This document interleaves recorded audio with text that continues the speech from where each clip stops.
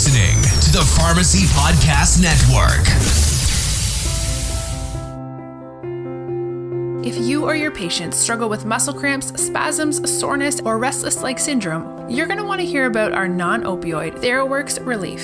TheraWorks Relief is a clinically proven and published locally acting topical solution that prevents and relieves muscle cramps, spasms, and soreness in the legs and feet. In a research study including patients diagnosed with restless leg syndrome, TheraWorks Relief was shown to reduce symptoms commonly associated with accompanying RLS, including muscle cramps and spasms. Muscle cramps are reported as a side effect of hundreds of prescription medications, from intravenous iron sucrose and conjugated estrogens to statins and diuretics. By managing muscle cramps, TheraWorks Relief supports adherence, helping patients stay on important and often life-saving medications. TheraWorks Relief comes in an easy-to-use, fast-absorbing, non-greasy foam that can prevent muscle cramps and spasms with just a few simple applications a day. To learn more about TheraWorks Relief, go to theraworksrelief.com and click on the Healthcare Professional link.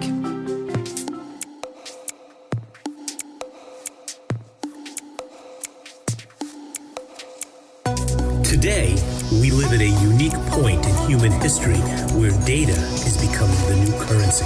Beyond oil, dollars, and social status, data is emerging as one of the most powerful and consequential currencies around the globe. Technology, computer processing, cloud storage, and artificial intelligence are empowering these data to transform zeros and ones into insightful and even profound realizations about almost every aspect of our lives. I'm John Nosta. And this is FutureDose.Tech with your hosts, Dr. Timothy Ungst and Meghann Chilcott. Technology, pharmacy, and better healthcare delivery.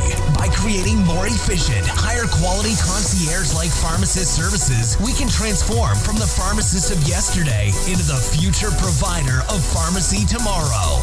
FutureDose.Tech is a member of the Pharmacy Podcast Network, the global leader in pharmacy podcasting and the largest, most influential network of podcasts about the profession and business of pharmacy. Greetings, this is Meghann Chilcott, Senior Vice President of Order Insight and co-host of the Pharmacy Podcast Network's FutureDose.Tech podcast. I'd like to introduce my guest today, Todd Crosslin, VP of Healthcare Strategy at Snowflake Computing.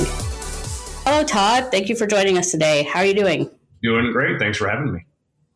So can you tell us a little bit about your background experience?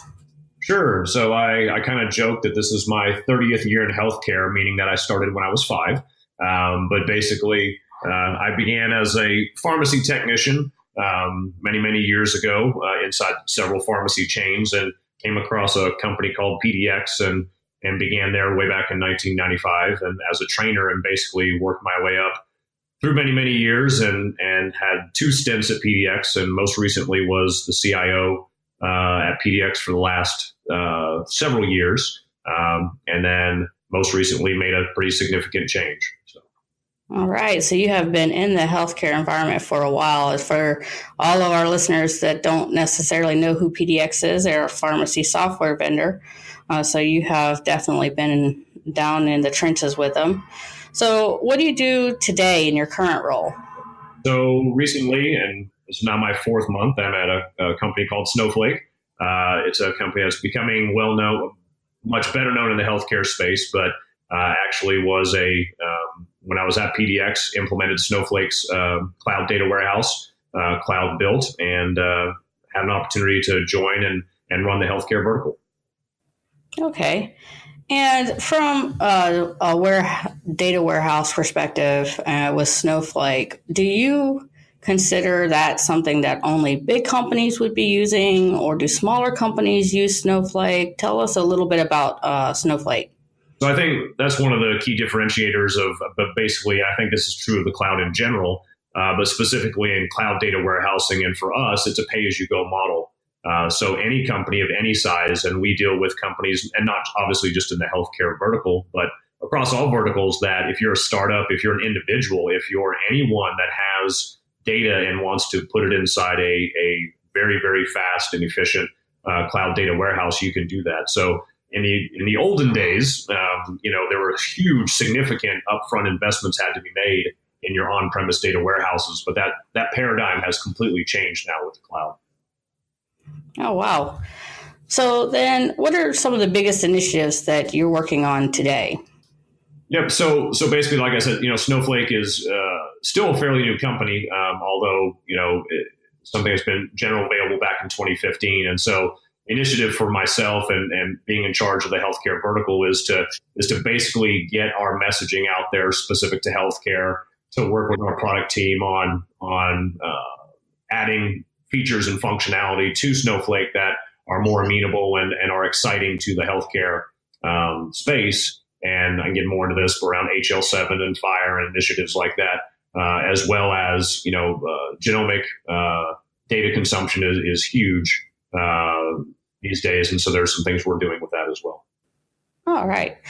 You've been around, you said, since you were about 5 years old. So what exactly is it today for that you would think from a future technology perspective that excites you the most? Where do you think that we're going? Yep.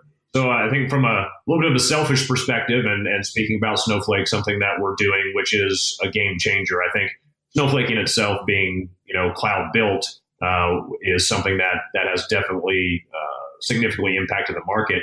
But most recently, we just went general availability with what's called data sharing. So this is a concept that before cloud, this was not even feasible. But data sharing means basically you can have two clients that have Snowflake accounts. It could be two pharmacy chains, for example. And if they wanted to share data, that has to happen by a forklift, right? You've got to move the data from point A to point B. What happens now with Snowflake data sharing is the concept of query both databases at once without moving the data. So the capabilities and the possibilities of what that means, both in the healthcare vertical as well as across verticals, is immense. So this is something that is already taking hold outside and within and between verticals. We have Snowflake clients that are cutting edge clients that are already doing this and getting massive value out of what we call the new data economy. And it's to me the most exciting, feature of any product, I probably ever dealt with, and what the potential is for that. So there's a massive amount of excitement around it, and can't wait to see what the future holds. All right. Well, thank you very much.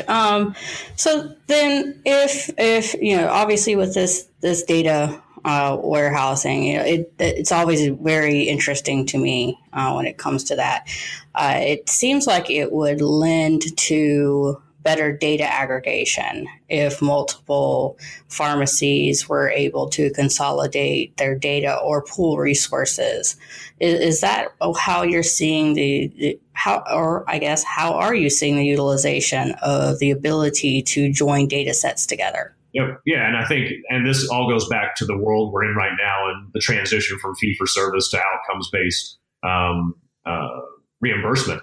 So basically, if you can't take disparate data sets that have a single patient in them and create a longitudinal record, then the future of being a provider of any type, whether that's pharmacy, health system, or what have you, the need to aggregate data and put it in a longitudinal record, something that Snowflake does really well, it's going to be tough to survive in the future of what healthcare is like. And I think it's the right way to go. I mean, we need to be more focused on outcomes and where people are headed. So I think it's a natural thing. It's a natural thing of what we provide in our tool.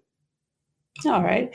And from a data warehouse perspective, or database perspective, that concept seems, I don't know, from my perspective, scare your typical normal non-techie person. What would you say some of the common myths are when it comes to databases or products like Snowflake for the healthcare or pharmacy industry?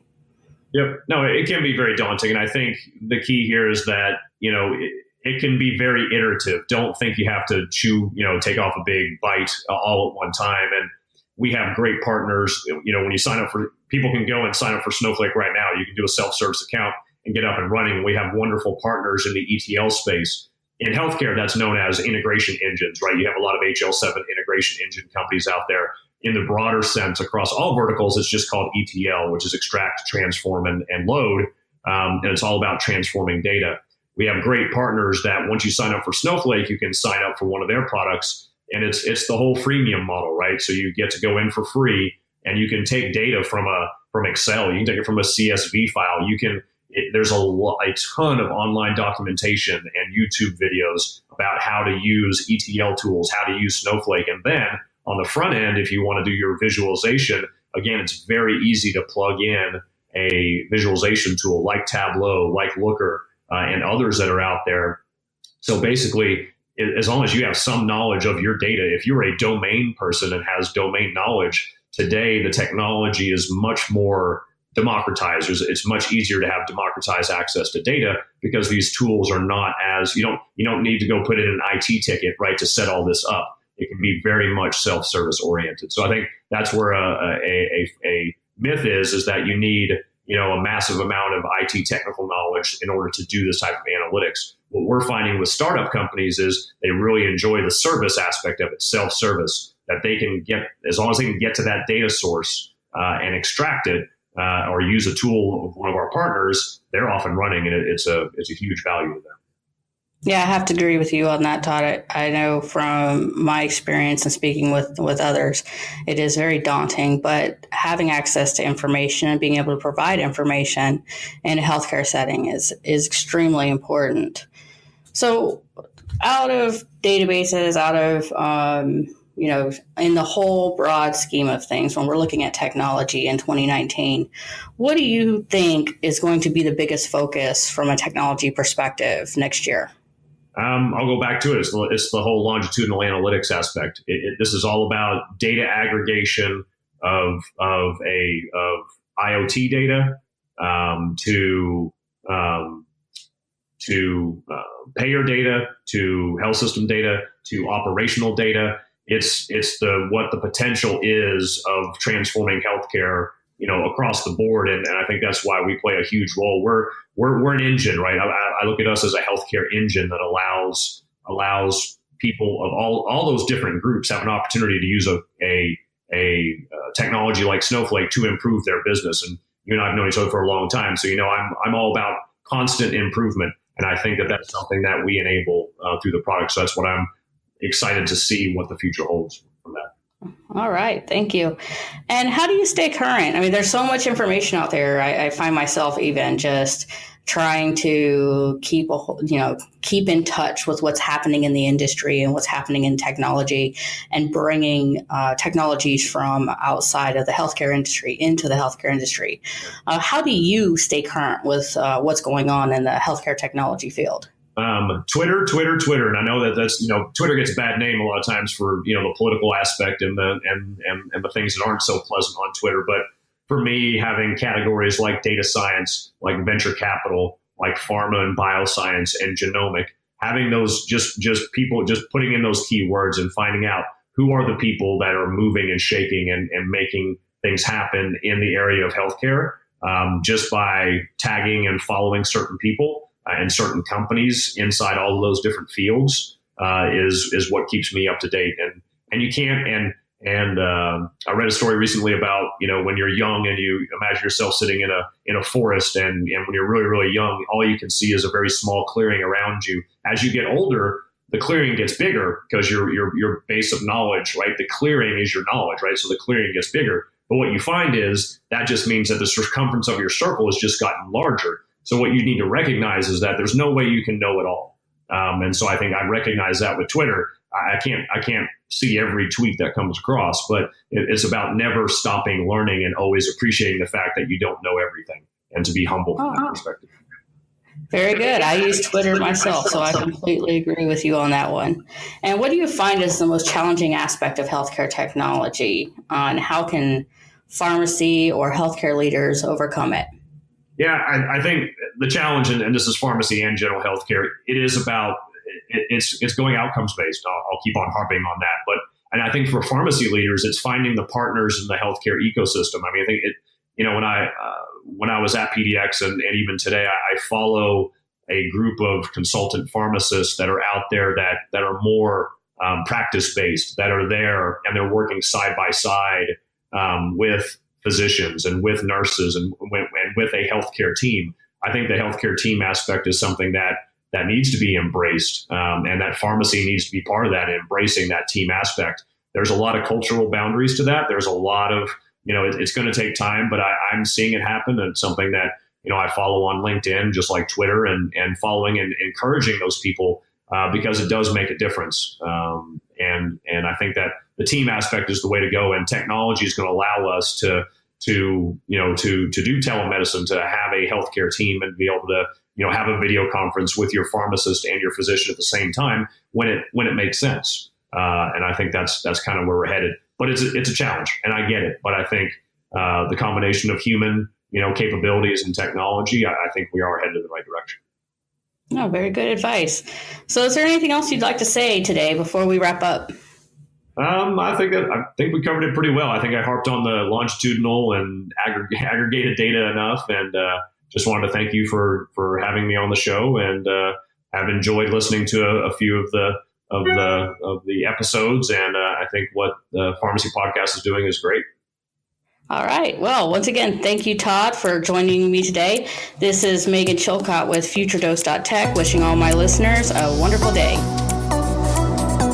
Thank you for listening to FutureDose.Tech. If you enjoyed this episode, please share this podcast on your favorite social media outlets. Be sure to stay connected to the Pharmacy Podcast Network and return for your next FutureDose.Tech episode coming soon.